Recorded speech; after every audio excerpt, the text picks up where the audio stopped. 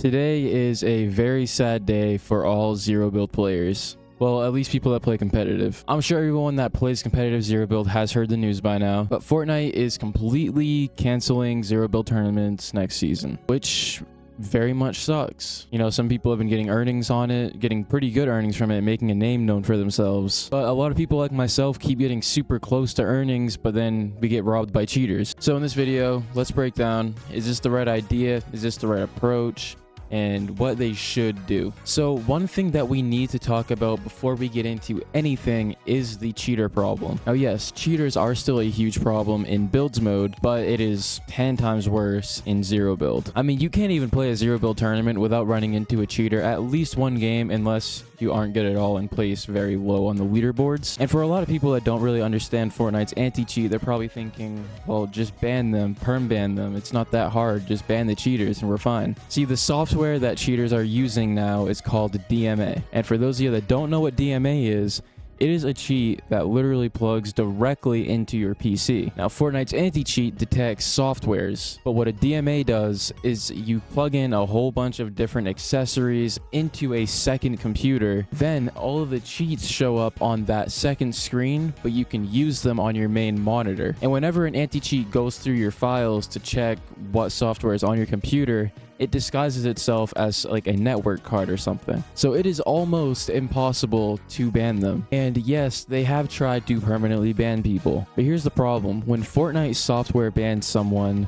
they ban your SSD and your motherboard, like serial number, on your PC itself. That's how you get hardware banned. Now, what a lot of people that use DMA cheats do is they have like a spoofer, so it isn't their IP address, and then they have already made enough earnings to buy a new motherboard and new SSD. It's very sad how passionate and how dedicated cheaters are to staying unbanned, but it's what they're doing. So yes, that is the cheater crisis that's going on right now. Now let's go over if Fortnite is taking the correct approach at banning these cheaters. Now obviously I am upset about zero build tournaments not being a thing anymore, but I'm trying to look at it from the bright side. Chances are Epic has a plan where they're just going to completely cancel zero build tournaments and completely remake their anti-cheat so that this DMA software is completely non-existent in Fortnite.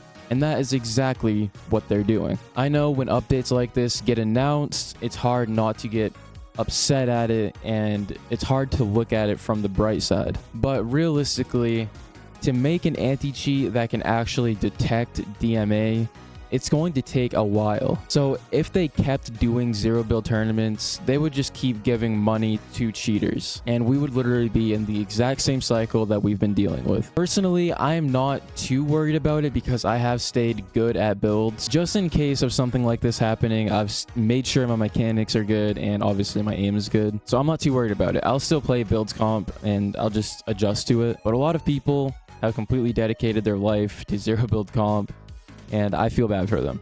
Terribly bad for them. But is Fortnite taking the correct approach at this? Personally, I don't think so. See, most zero build players came from console. So if they did zero build console only cups, there's literally no way for DMA cheaters to get in there. Like I said, DMA is a hardware that you have to install on your PC build itself. So if someone's playing on a PS5 or a Series S Xbox, you literally cannot cheat on it. So they could do console only zero build cups and there would be no cheaters. They wouldn't have to worry about giving money out to cheaters. And zero build players that have an extra console like myself would not mind plugging in that console to play tournaments. Because if it means no cheaters and to get out of this terrible loop of dying to cheaters every tournament, we would definitely do it. Now, here's another reason why I don't think Epic took the correct approach at this. I'm sure everybody has heard the news about how they're adding West servers back, but not East. And see, builds is very ping based. If you're not on 15 or less ping,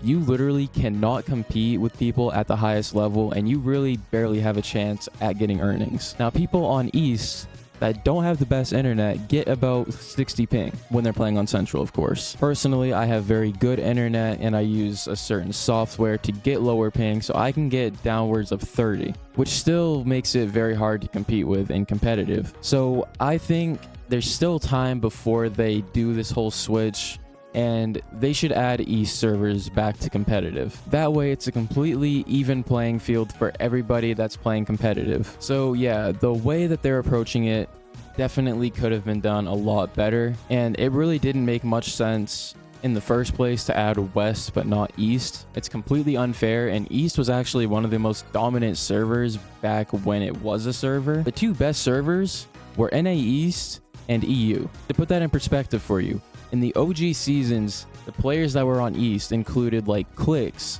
Booga, even like TSM Zexro. All of those players were on East servers, but they had to move to Texas to get zero ping, and that's why Central is now one of the best servers. The point is, though, they need to add servers for East, Central, and West if they're going to have a game that's ping-based. Another thing they could have done is to keep zero build players happy, just do tournaments that are zero build but no money, because the only reason that cheaters play them is to get earnings and just keep on farming it, and it's like a cycle for them. But then again, what are you really playing for at that point? You're playing for nothing. So yeah, zero build is gone for competitive, at least for now. It is super sad, super depressing, but it kind of had to happen. And as a community, us zero build players cannot be mad at Epic right now. Instead, we need to direct our anger on the cheaters that caused this to happen. And this is definitely probably one of the best ways that they could fix it. And I'm sure they will find a way to balance out the playing field for builds tournaments. Just give them time. I have heard some rumors that they're going to do console cups for builds, so us controller players have a chance. So with all that being said, if you guys made it to the end of the video, please make sure to comment RIP Zero Build down below. It will be back soon.